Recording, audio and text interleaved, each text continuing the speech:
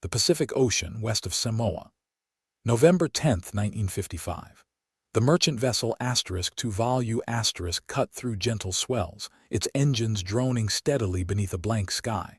First Mate Gerald Harper stood on the bridge, scanning the horizon through salt-crusted binoculars. Nothing but water in every direction, the kind of emptiness that makes men remember how small they are. Then he saw it, a shape on the water, wrong shape, wrong angle. Captain, bearing 035. Vessel listing heavily to port. Captain Richardson crossed the bridge in 3 strides and raised his own glasses. What he saw made his stomach tighten. A merchant ship, maybe 80 feet, riding so low on one side it looked half-drowned. No smoke from the stack, no movement on deck, no signal flags. Anyone aboard her? Harper swept the glasses slowly across the distant vessel's deck. Can't see a soul, sir. They came alongside slowly, engines idling. The ship's name was still visible on the bow, though streaked with rust and salt. MV Joyita*. She rolled with the swells, sluggish and wounded, her starboard rail nearly touching the water. 3 of her 4 lifeboats were missing from the davits. Richardson cupped his hands and shouted across the gap. "Ahoy! Joyita*. Anyone aboard?" The only answer was the creak of rigging and the slap of water against the hull. They sent a boarding party across in a dinghy. Harper went first, grabbing the ladder and hauling himself up to the deck. The moment his boots touched down, he knew something was deeply, terribly wrong. The deck was cluttered with debris, canvas awnings torn loose, ropes coiled in strange places, a doctor's bag lying open near the wheelhouse. But no people, no bodies, just absence so complete it felt like a physical presence. "Christ," Harper whispered. The wheelhouse door hung open, banging softly in the breeze. Inside, the wheel stood unmanned, instrument panels dark. Harper noticed the radio first, a standard Maritime transceiver, its dial carefully tuned to the international distress frequency. He reached for the microphone, then stopped. The wire dangled uselessly. It had been cut, not frayed by accident or pulled loose by weather. Cut clean through with a blade.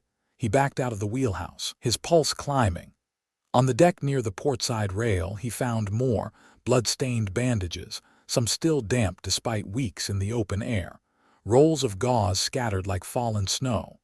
A canvas awning stretched across part of the deck, as if someone had rigged an emergency shelter.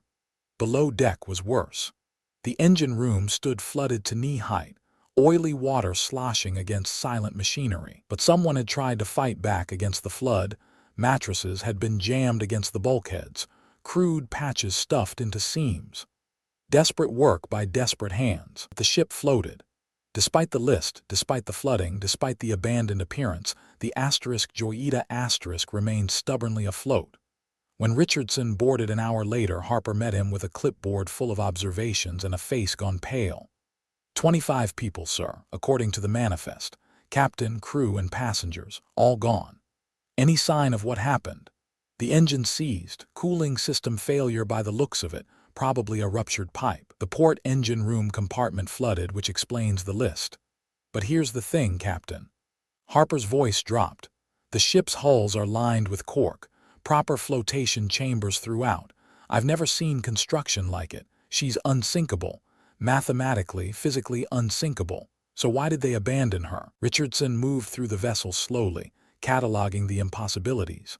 Navigation equipment, chronometers, sextants, charts, all missing. Medical supplies scattered but the morphine gone.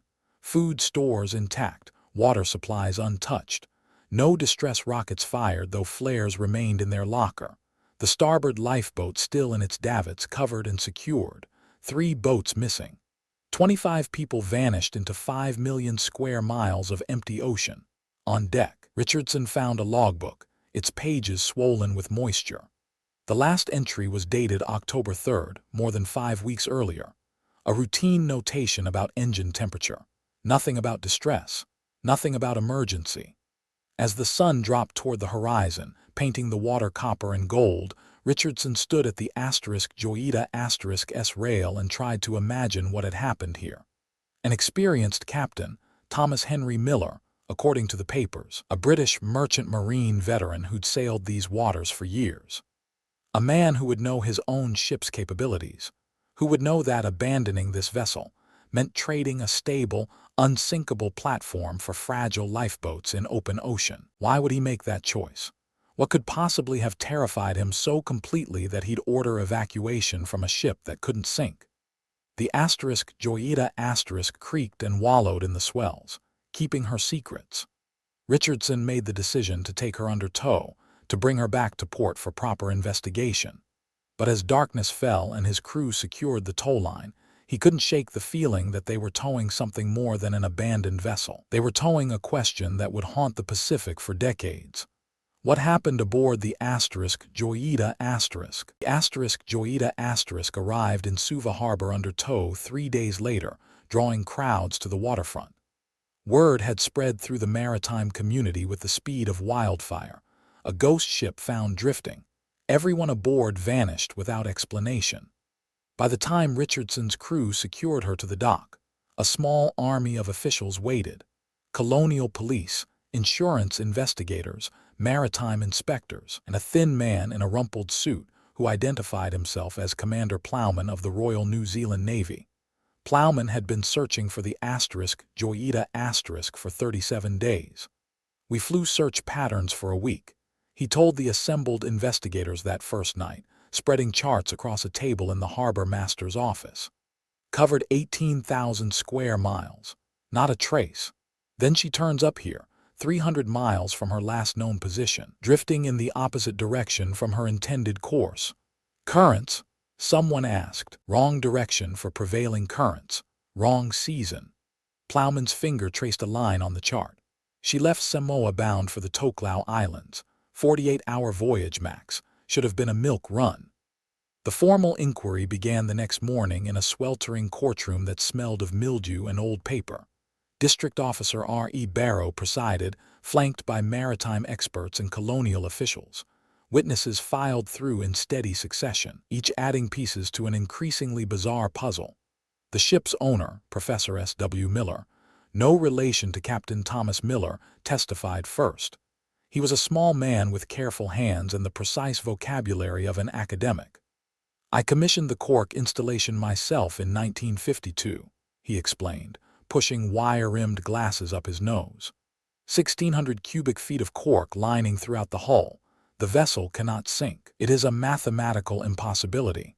Even fully flooded, she will remain afloat." "Then why," Barrow asked, "would an experienced captain abandon her?" Miller had no answer. The passenger list revealed an unusual mix: merchants traveling to trade goods, a government official, a copra planter named Chuck Simpson who chartered space for cargo. And then there was the matter of Captain Thomas "Dusty" Miller himself. A marine engineer named Henderson took the stand on the second day. He'd known Miller for 15 years. "Stubborn doesn't begin to cover it," Henderson said, almost fondly. Dusty was the type who'd argue with God himself if he thought the Almighty had miscalculated a tide table. But he knew ships, knew that Joyita like he knew his own hands. If he abandoned her... Henderson trailed off, shaking his head. It would take something catastrophic, something that overrode every instinct he had. The forensic evidence painted a stranger picture with each passing day. Dr. Arthur Haldane, the colonial medical examiner, testified about the blood. Typo-positive on most of the bandages, consistent with treatment of significant trauma, possibly a head wound given the quantity. But there's something else. He produced a photograph of the deck. The blood trail leads from the wheelhouse to the port rail. Someone badly injured was moving, or being moved, toward that side of the ship. "The side where the lifeboats were launched," Barrow noted. "Yes, sir." Then came the radio expert, a technician named Fredericks who'd examined the severed communications equipment. He approached the witness stand carrying the cut wire in a clear evidence bag. "This wasn't accidental damage," he testified, holding the wire up to catch the light. "See here. Clean cut made with a sharp tool, likely a knife or wire cutters. And the radio was functioning before the cut. I tested the components. Someone deliberately disabled their only means of calling for help." "Could a panicking passenger have done this?" Barrow asked. "Possible, but unlikely. The radio room was secured. And look at this." Fredericks pointed to the evidence bag. "The wire was cut on both ends, at the transmitter and at the antenna. That takes intent. That takes someone who understood the system well enough to ensure it couldn't be quickly repaired. Murmurs rippled through the courtroom. The engine inspection revealed mechanical failure, but with disturbing nuances. Chief Engineer Morrison from the Suva shipyard spent 2 hours describing what he'd found. The port engine's cooling pipe ruptured. A coupling failed, shoddy maintenance, truth be told. The engine room flooded through that breach. But here's what's strange. They tried to fix it. Those mattresses, the canvas patches, someone spent hours trying to contain the flooding. And they succeeded mostly. The flooding stabilized. The ship remained afloat. Then they abandoned her anyway. Could the flooding have appeared worse than it was? Barrow pressed. In darkness, in panic. Perhaps, but Captain Miller had been through worse. This was manageable damage. Uncomfortable, certainly. The list would have been pronounced, but not life-threatening. Not for the ship anyway. The chronometers bothered everyone. 3 precision instruments, each worth considerable money, removed from their mountings. Along with the sextant, the compass, the navigational charts. Someone had stripped the ship of its ability to determine position. Pirates, suggested a police inspector named Vickers. They took the navigation equipment to use on their own vessel. And where are the bodies? Commander Plowman countered. Where's the damage from boarding? Where's any sign of violence beyond those bandages? The courtroom fell silent. On the 5th day of the inquiry, they interviewed the last person to see the Joyita before she sailed. A dock worker named Tavita remembered Captain Miller arguing with the engineer about departure time. The captain wanted to leave immediately. Tavita testified in heavily accented English. But the engineer, Chuck Simpson was his name, he said the engine was running hot, needed adjustment. The captain said they would fix it at sea. He seemed. Tavita searched for the word. Rushed, like he needed to leave before something happened. Before what? No one could say. The inquiry deepened through its 2nd week, and with each new witness, the mystery seemed to multiply rather than resolve. The courtroom windows stood open to catch any breath of wind, but the air remained thick and still. Barrow's notes had grown into several heavy folders, each tab marking a different theory, a different possibility, none of them quite fitting the facts. On the 8th day, they brought in the cargo manifests. What should have been routine documentation revealed another layer of strangeness. The Joyita had been carrying empty oil drums, timber and medical supplies destined for the Tokelau Islands. But also, according to customs records that didn't quite match the ship's own logs, there were additional items. Undeclared items. A customs inspector named Reeves testified with obvious discomfort. There were discrepancies. The weight was off by nearly a ton, and there were reports, unconfirmed reports, that Captain Miller might have been carrying other cargo, private cargo. What kind of cargo? Barrow leaned forward. That's the problem, sir. We don't know. The ship's log doesn't mention it, but several dock workers reported seeing crates loaded after dark, 2 nights before departure. Crates that didn't appear on any official manifest. The word spread through the courtroom like electricity. Smuggling. It was 1955 and the South Pacific was still a patchwork of colonial jurisdictions, each with different regulations, different taxes. A clever captain could make decent money moving goods between islands, asking no questions, keeping no records. Would smuggling lead to the abandonment of an entire ship? Commander Plowman didn't think so. On the 9th day, he presented his own theory, backed by naval intelligence reports that brought a chill to the proceedings. We need to consider the possibility of hostile action, he said, producing a folder marked with security classifications. In the months before the Joyita disappeared, there were 3 separate reports of unidentified vessels in these waters. Vessels that didn't respond to radio challenges, vessels that disappeared from shipping lanes when approached. Pirates? Barrow asked, or something else? Plowman opened the folder carefully.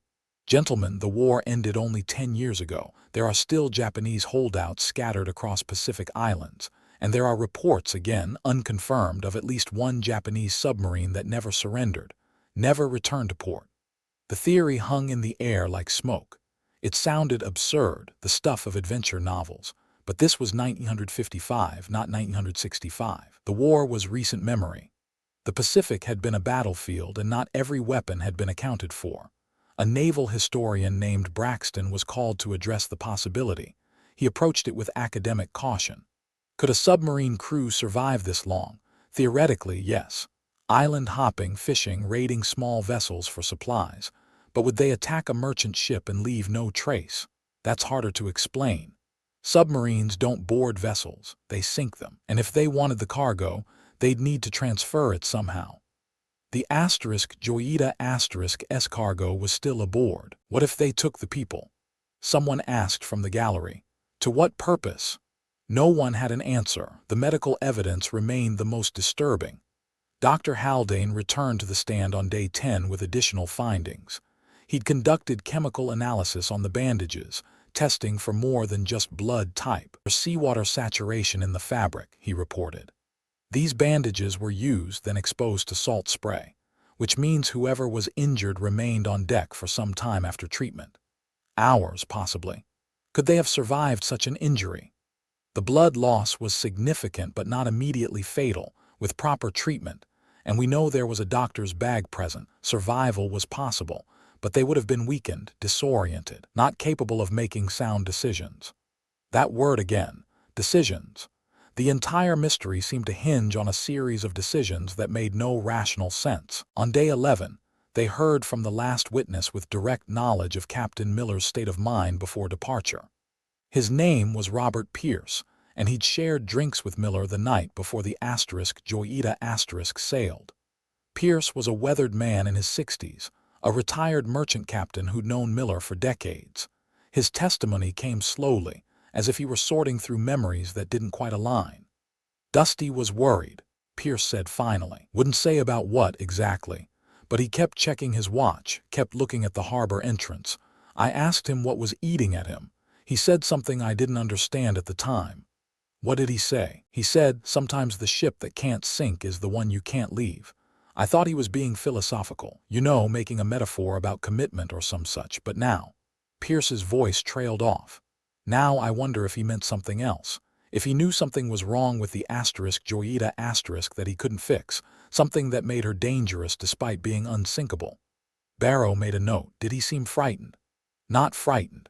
Resigned, like a man heading into a storm he couldn't avoid. The inquiry recessed for 3 days while officials examined the Joyita* herself more thoroughly. Structural engineers crawled through every compartment. Divers inspected the hull below the waterline. What they found was both mundane and deeply troubling. The ship was a patchwork of repairs and jury-rigged systems. The refrigeration unit leaked.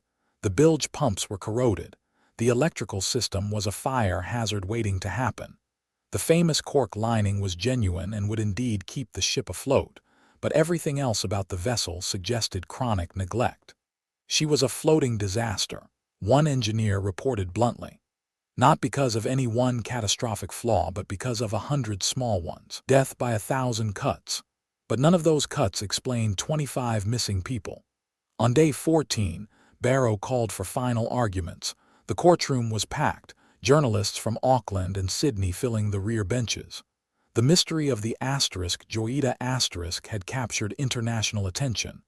Ghost ship stories always did. 3 theories remained on the table, each impossible in its own way. Barrow stood before the assembled court, his face showing the strain of 2 weeks spent trying to force inexplicable facts into logical patterns. He had 3 folders on the desk before him, each representing a theory, each representing a different kind of impossible. Theory 1, he began, his voice carrying clearly in the silent courtroom. Piracy or hostile action. Commander Plowman rose to present the case. He'd spent the recess compiling every scrap of intelligence about unusual activity in the region. His presentation was methodical, almost clinical. We have the severed radio wires, consistent with attackers wanting to prevent a distress call. We have the missing navigation equipment, valuable and portable. We have the undeclared cargo, which could have made the Joyita* a target for organized criminals operating in these waters. He paused, letting the logic settle. And we have complete absence of the crew, which suggests forced removal rather than voluntary abandonment. But Inspector Vickers, who'd investigated dozens of maritime crimes, stood to counter.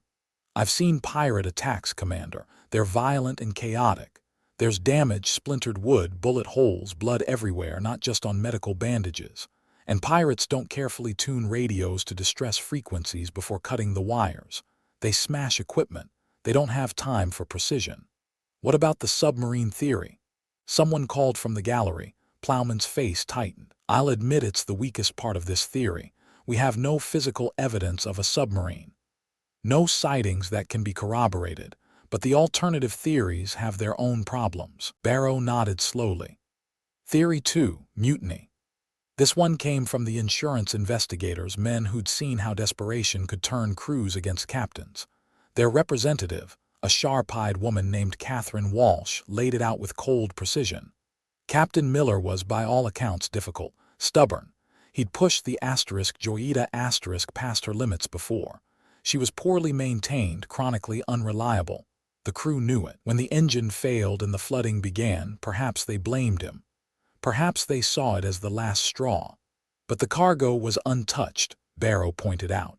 If the crew mutinied and took the lifeboats, why not take food, water, supplies? Panic, Walsh said simply. Mutiny isn't a planned operation. It's emotional, explosive. They turned on the captain. That explains the blood. Perhaps Miller was injured in a confrontation, and then fled before thinking through the consequences. Doctor, Haldane shook his head from his seat. The blood pattern doesn't support a fight. It's consistent with medical treatment, not violence. Someone was trying to save whoever was bleeding, not harm them. The courtroom murmured. Walsh sat down, her theory damaged but not destroyed. Theory 3, Barrow said quietly. Cascading failure and panic. This theory had emerged gradually over the inquiry, built from engineering reports and maritime psychology.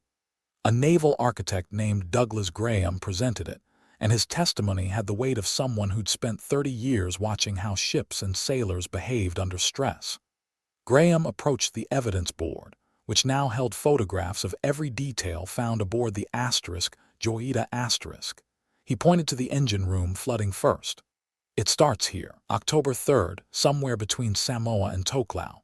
The cooling pipe ruptures, a known weak point that Miller had been meaning to fix. The port engine room floods rapidly. In the dark, with water pouring in, it feels catastrophic. He moved to the next photograph. Miller is injured. Maybe he slipped on the wet deck. Maybe he was struck by loose equipment when the ship listed. Head wounds bleed profusely. Even minor ones look terrible. He's disoriented, in pain, making decisions with compromised judgment. Graham's finger traced the timeline on the board. The crew tries to patch the flooding. Those mattresses, the canvas, desperate measures that actually work. The flooding stabilizes. But by now, Miller is convinced the ship is sinking. He knows intellectually that the cork lining should keep them afloat, but knowledge and belief are different things when you're standing in knee-deep water on a listing deck in the middle of the night. The courtroom was absolutely still. He makes the call to abandon ship. The passengers, terrified, seasick, trusting the captain, don't question it. They climb into the lifeboats. 3 boats for 25 people. Crowded but manageable. They push off from the Joyita, expecting her to sink within minutes. But she doesn't sink, Barrow said. No, she doesn't. She wallows there, listing heavily but floating. And now the real tragedy begins. Graham's voice dropped. They're in open ocean in overloaded lifeboats. The current catches them, the same current that eventually pushed the Joyita northwest away from her planned route. The lifeboats drift faster than the ship because they sit higher in the water. Within hours, the Joyita is out of sight. The lifeboats are separated from each other in the darkness, and 25 people are scattered across empty ocean with no way to call for help because Miller had cut the radio wires. Why would he cut the wires? Someone demanded. Standard procedure when abandoning ship in some circumstances, Graham explained. You don't want the radio transmitting accidentally, giving false hope of survivors or confusing rescue efforts. Or, he paused, Miller cut them in a last moment of rage. Rage at himself, at the ship, at the situation. A symbolic act by a man who just made the worst decision of his life. The theory settled over the courtroom like a shroud. It was mundane, human, and utterly devastating. No pirates, no submarines, no grand conspiracy. Just a chain of small failures, mechanical, physical, psychological, that compounded into catastrophe. But there were still problems. The navigation equipment, Commander Plowman objected. Why take chronometers and sextants into lifeboats? They're useless without charts, without a stable platform. Hope, Graham said simply. The irrational belief that they'd need them. When you're abandoning ship, you grab what seems important. Navigation equipment seems important. Barrow called for a recess. The three theories lay before them, each explaining some facts while failing to account for others. The truth, he suspected, might be a combination. Or something else entirely, something no one had considered. Outside, the harbor was turning gold in late afternoon light. The Joyita herself sat at anchor, visible through the courtroom windows, still floating, still unsinkable, still keeping her secrets. The inquiry reconvened on a morning thick with humidity. Storm clouds gathered over Suva Harbor, turning the water the color of gunmetal. Inside the courtroom, Barrow had reached a conclusion that satisfied no one, least of all himself. After 14 days of testimony, he began. After examining every piece of physical evidence, interviewing every available witness, and considering theories ranging from the plausible to the fantastic, this inquiry must acknowledge a fundamental truth.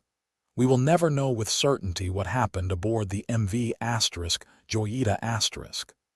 The gallery stirred, disappointed but not surprised. However, Barrow continued, raising a hand for silence, we can reconstruct the most probable sequence of events based on the balance of evidence, not proof, probability. He opened the final folder, the one he'd been compiling since the recess.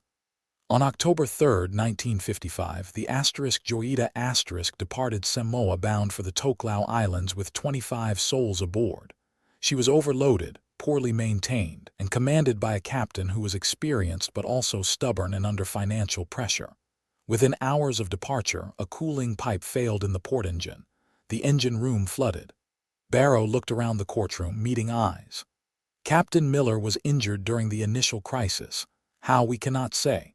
Perhaps he fell, perhaps equipment struck him. What matters is that he was bleeding, disoriented, making decisions while in shock.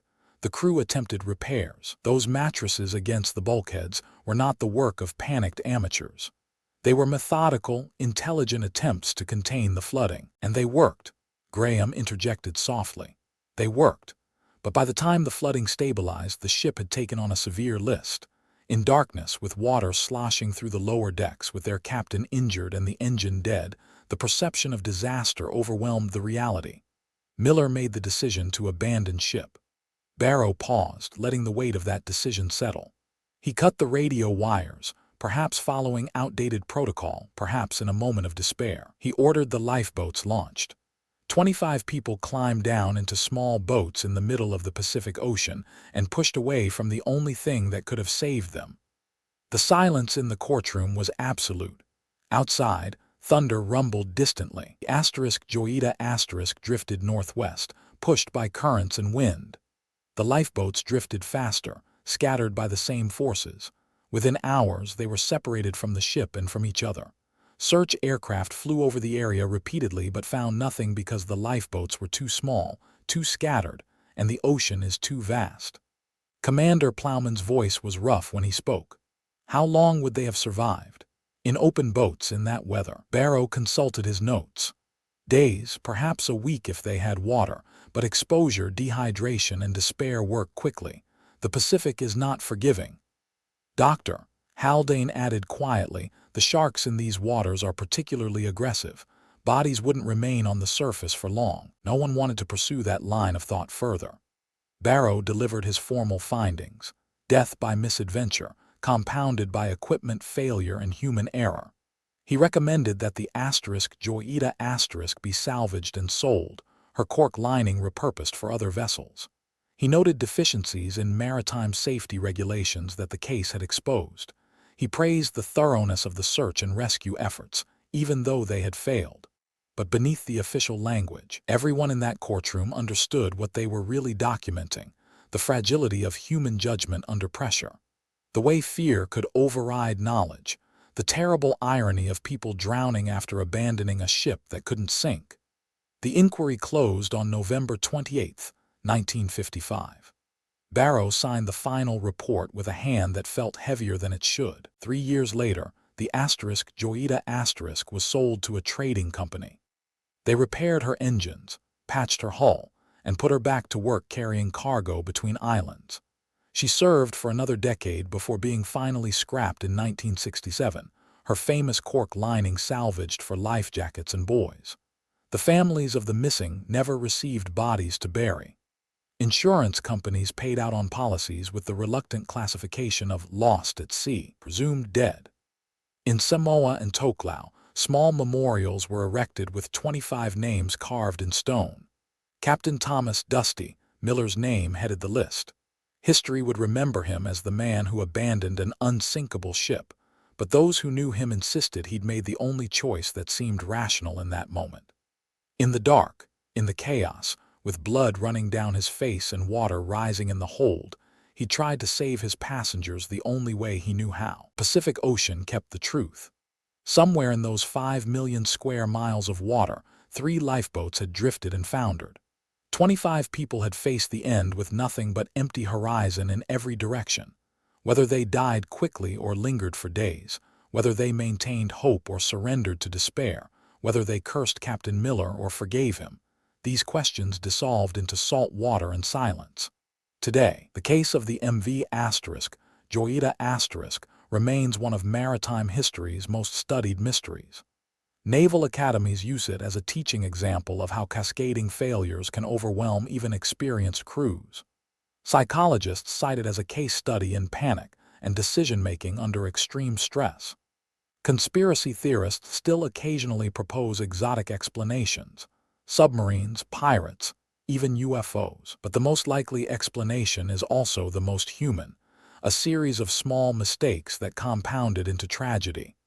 A poorly maintained pipe, a stubborn captain, an injury at the wrong moment, a decision made in darkness that seemed right in the instant but proved catastrophically wrong. The ocean doesn't require grand conspiracies or elaborate plots.